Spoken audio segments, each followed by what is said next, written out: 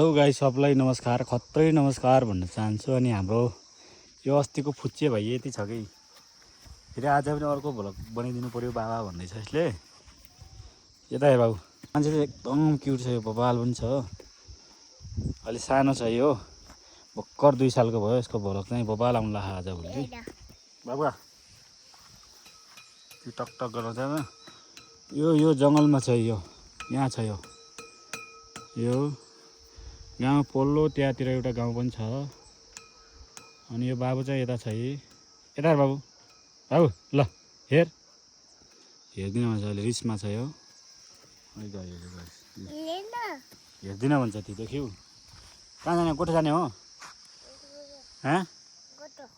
गोठो जाने भन्छ। गोठो जाने भनेर आएको यो, नत्र नआउने मान्छे हो। मसँग आउँदै आउने रिसाउने मात्रै गर्छ, टक्क हिँड्ने पनि गर्छ, दुकान पनि गर्छ। त्यस्तो दुकाइ चाहिँ खतरा छ डौलाई चाहिँ सोधी हेर्नु। तल नगएछ नि झुकाउँदो जाला ठुलो लास आइज बाबा स्याबास। हिँड्नु चाहिँ यो पर्फेक्ट हुँदैछ कि, अलिकति सिक्दैछ हिँड्ने पनि। यो भर्खर 2 सालको भयो, ठ्याक्कै 2 सालको भयो।